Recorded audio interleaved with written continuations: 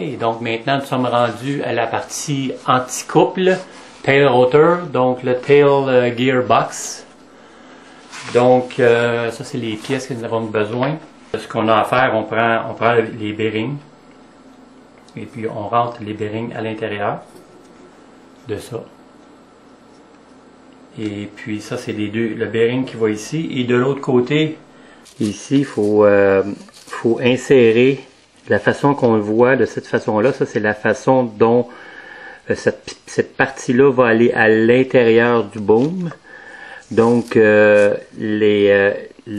partie la plus large, va à l'extérieur, va à l'intérieur donc du boom, et la partie la plus courte va à l'extérieur. Donc les bearings vont entrer à l'intérieur.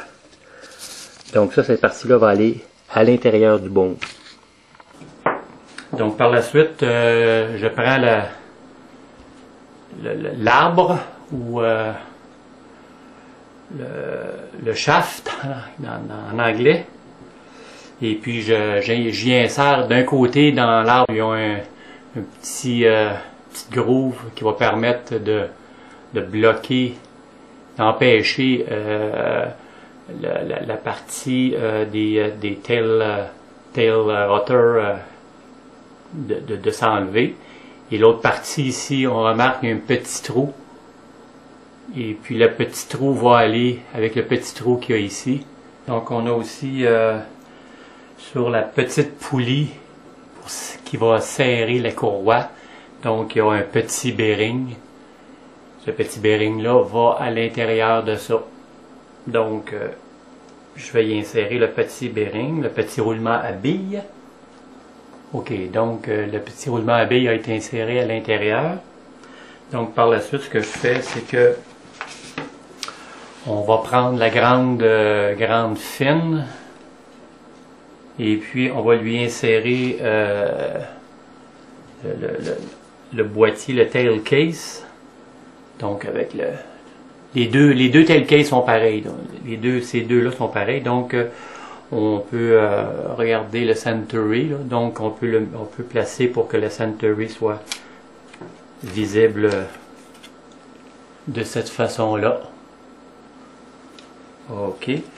Mais avant de placer ça, on peut y placer les petits espaceurs. Donc les 4 espaceurs. Donc par la suite, on prend des vis de longueur 8 mm. Ça c'est du métal à métal, donc on met un petit peu de Loctite. Donc ça va sur la grande fine. Ok, donc j'ai fixé le petit boîtier. Donc l'autre partie, on peut prendre, si on rapproche, on regarde ici, vous avez un long et 2 courts. Donc prenez le long qui est déjà filé avec ce genre de vis là. Donc on va y installer ça comme ça. Ok, donc la partie du petit tensionneur ici, partie là. Donc avant de placer cette partie là, vous y installez, on a comme 2 petits bushings, 2 petits espaceurs. Donc vous en placez un sur la grande vis, prenez la grande vis. Cette grande vis là est de longueur de 40 mm. Donc ensuite là, vous lui installez l'espaceur. Donc aussi l'espaceur, le petit roulement à billes que j'ai installé à l'intérieur doit être complètement appuyé dans le fond. Donc vous lui installez l'espaceur. Un côté comme de l'autre, ça n'a comme pas d'importance. On peut le placer de ce côté-là ou de l'autre côté, ça ne change pas grand-chose. Et puis vous y installez le deuxième espaceur. Donc ça fait la partie du tensionneur de la courroie. Ensuite, on lui installe l'arbre ou le chaf ici. Donc ici le petit chaf. Donc sur le petit chaf, le petit arbre, on a dans les paquets, dans le tout, on a des petits espaceurs. On en a un qui est plus large que l'autre. Donc le côté le plus large va du côté le plus large va de ce côté-là. OK. Et puis le tout va entrer où est-ce qu'il y a les petits bearings.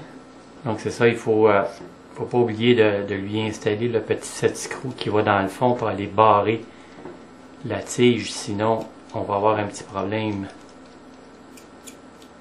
Et voilà. Donc ça barre la tige.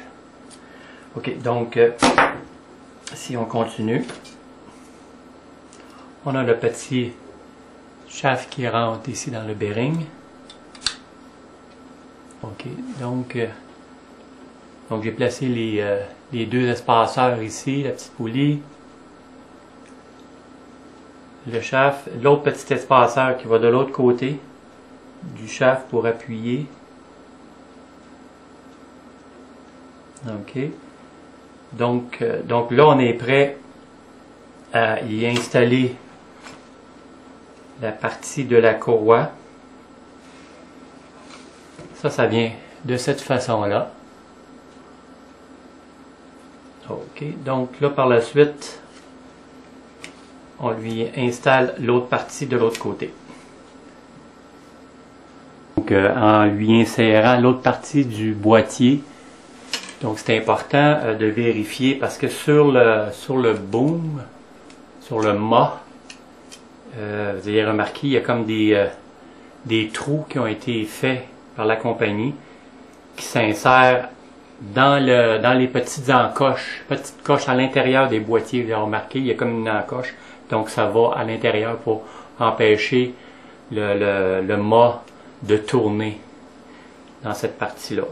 Donc avant de lui insérer la petite partie, cette partie-là, ça va vers l'arrière de cette façon-là. Ici, il faut lui insérer une petite vis de 6 mm. OK, donc qui va permettre d'attacher cette partie-là sur la plaquette. Donc, bien la visser. Si on la visse avant, on a un petit problème après. Là, on aura un peu plus de difficulté à aller fixer ça. Donc ça va bien arriver ici. Ok, donc ça, là, il nous reste simplement qu'à passer le tout. Un petit casse-tête, mais ça se fait quand même assez bien. De l'autre côté, ici, on va avoir une petite noix à installer. Et puis, à finaliser ça, je vais installer ça et puis je vous reviens. Donc, ça complète la partie du tail gearbox arrière. Donc, le tail gearbox, donc c'était cette partie-là. Donc, ça complète. Tout va bien, tout roule bien. J'espère ça. Toutes les vis sont bien rentrées. Donc, ça termine cette partie-là.